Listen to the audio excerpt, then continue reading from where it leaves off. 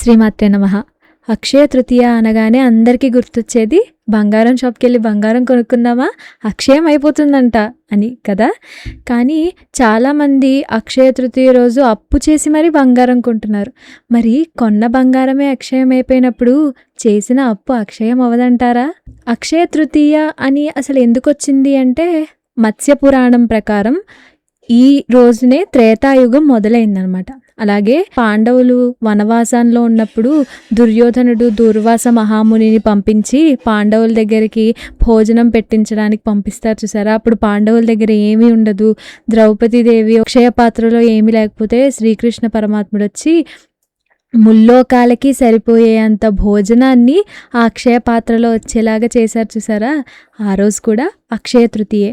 అదొక్కటే కాదు, పరశురాముడు జన్మించిన రోజు, భగీరథుడు గంగానదిని భూలోకానికి తీసుకొచ్చిన రోజు, ఇంకా ఎన్నో గొప్ప గొప్ప మహిమలు జరిగిన రోజు అనమాట. అక్షయ తృతీయ సోమవారం కానీ బుధవారం కానీ వస్తే అది చాలా విశేషమైన రోజు అనమాట. అలాగే అక్షయ తృతీయ రోజు చెప్పులు కానీ గొడుగు కానీ పెరుగు కానీ దానం ఇవ్వమంటారు. ఈ దానం ఇస్తే అక్షయ తృతీయ రోజు ఇంకా ఎక్కువ ఫలితాన్ని ఇస్తుంది కాబట్టి. అలాగే అక్షయ తృతీయ రోజు అసలు ఏ పంచాంగాలు చూడరు.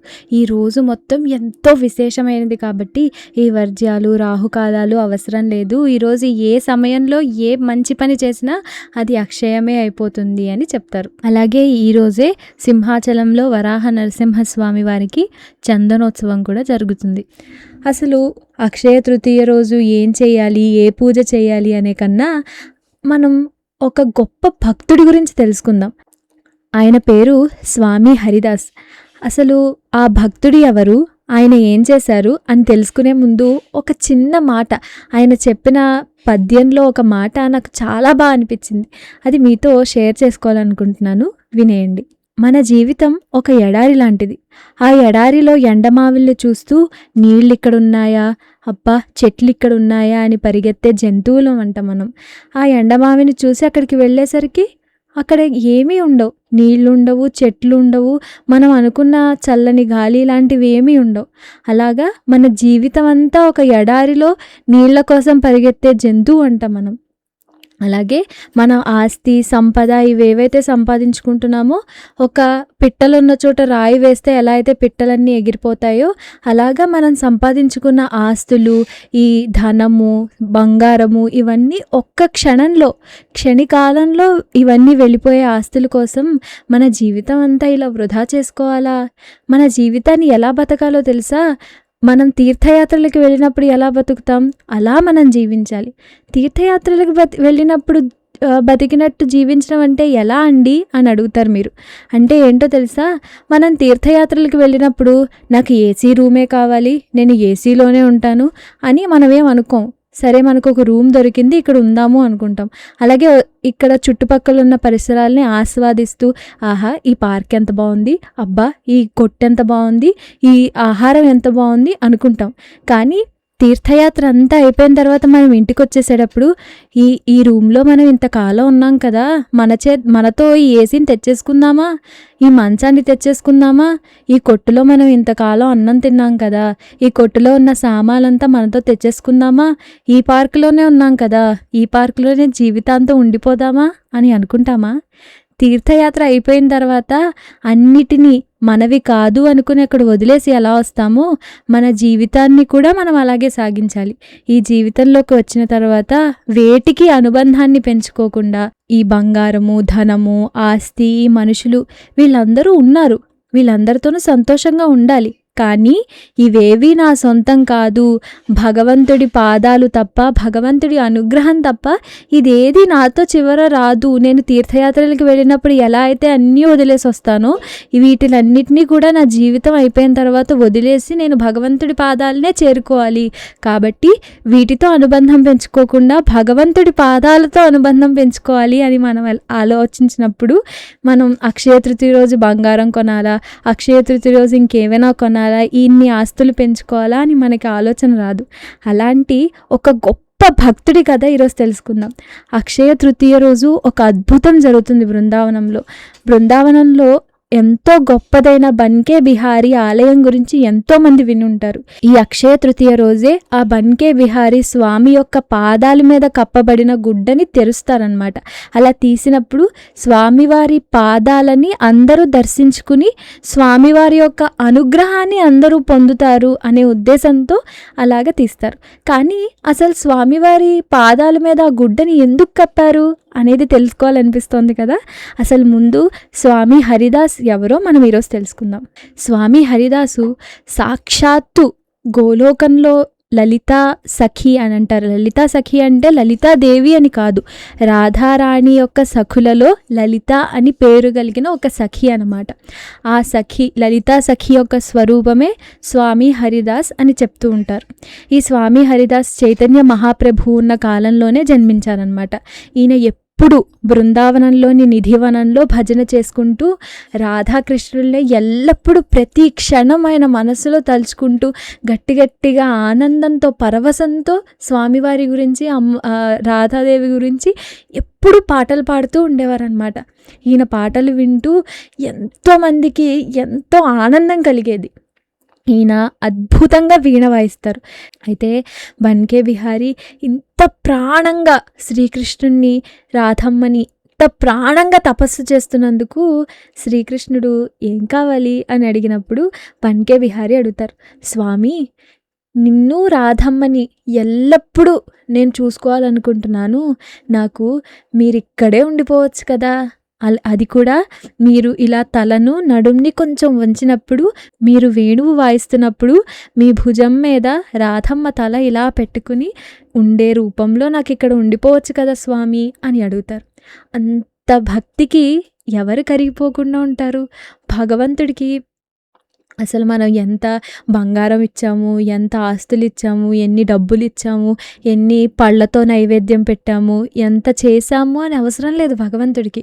భగవద్గీతలో పత్రం పుష్పం ఫలం తోయం యోమే భక్త్యా ప్రయచ్చతి అంటారు కదా. అలాగా నీ దగ్గర ఉన్న పత్రమో పుష్పమో ఫలమో ఏదో ఒకటి ప్రేమతో స్వామి నా దగ్గర ఉన్నది ఇది ఒక్కటే స్వామి, నా మనస్సుతో దీన్ని సమర్పిస్తున్నాను, దయచేసి స్వీకరించవా అని భక్తితో శరణాగతితో మన స్థాయికి తగ్గట్టు ఏది సమర్పించినా భగవంతుడు తీసుకుంటాడు కదా. అలాగా ఇంత భక్తికి కరిగిపోయిన రాధాకృష్ణులు స్వామి హరిదాస్ కోసం నిధివనంలో ఉండిపోయారు. రాధమ్మ శ్రీకృష్ణుడు వేణుగానం చేస్తుంటే ఆయన భుజం మీద తలపెట్టుకుని వింటోందా అన్నట్లు ఉన్న శ్రీకృష్ణుడి రూపమే బన్కే బిహారీ ఆలయంలో ఉన్న శ్రీకృష్ణుడు అనమాట. ఇప్పటికీ అలా ప్రత్యక్షమైన స్వామివారి మూర్తినే మనం ఆ దేవాలయంలో చూడొచ్చు. బన్కే అంటే ఏంటో తెలుసా? 3 చోట్ల వంగిన రూపము అని అర్థం. 3 చోట్ల వంగడం అంటే మెడ దగ్గర, నడుం దగ్గర, అలాగే కాళ్ళ దగ్గర కొంచెం వంచారు. ఎందుకు? ఆ రూపంలో శ్రీకృష్ణుడు వేణువు వాయిస్తూ ఉంటే రాధారాణి తన భుజం మీద తలపెట్టుకుని వింటూ ఉందన్నమాట. ఆ రూపాన్ని బన్కే బిహారీ అని పిలుస్తారు. అసలు ఈ బన్కే బిహారీ ఆలయం యొక్క విశేషత ఏంటో తెలుసా? ఇక్కడ అసలు గంటలు కొట్టరు. ఎందుకు అంటే స్వామి హరిదాస్ గారు ఎప్పుడు బన్కే బిహారీని చిన్న 8 ఏళ్ల బాలుల్లాగా చూసుకుంటూ ఉండేవారు అనమాట. అంత 8 ఏళ్ల బాలుడికి పొద్దున్నే గంటలు కొట్టేస్తే పాపం నిద్రపోతుంది కదా. అలాగే చిన్న బాలుడికి అంత గంటల శబ్దం వినిపిస్తే ఏమనుకుంటాడు? అందుకని నిద్రలేస్తాడు కాబట్టి ఇక్కడ గంటలు కొట్టేవారు కాదు అంత పొద్దున్నే. అందుకే ఇప్పటికీ ఇక్కడ ఎవ్వరూ గంటలు కొట్టరు, ఇక్కడ గంటలు ఉండవుంట. అలాగే పొద్దున్నే మంగళహారతి ఇస్తారు చూసారా దేవాలయాల్లో, అలాగా ఈ దేవాలయంలో మంగళహారతి ఉండదు. ఎందుకంటే అలా మంగళహారతి ఇవ్వాలి అంటే మరి శ్రీకృష్ణుడు నిద్రలేచి ఉండాలి కదా. కానీ రాత్రంతా గోపికలతో నృత్యం చేసిన శ్రీకృష్ణుడు అలిసిపోయి నిద్రపోతే ఆ చిన్ని కృష్ణుడిని నిద్ర ఎలా లేపుతాము? అందుకే మంగళహారతి కూడా వద్దు అని చెప్పి మంగళహారతి కూడా అక్కడ ఇవ్వరు. అలాగే ఇక్కడ ఇంకో విశేషం ఏంటో తెలుసా?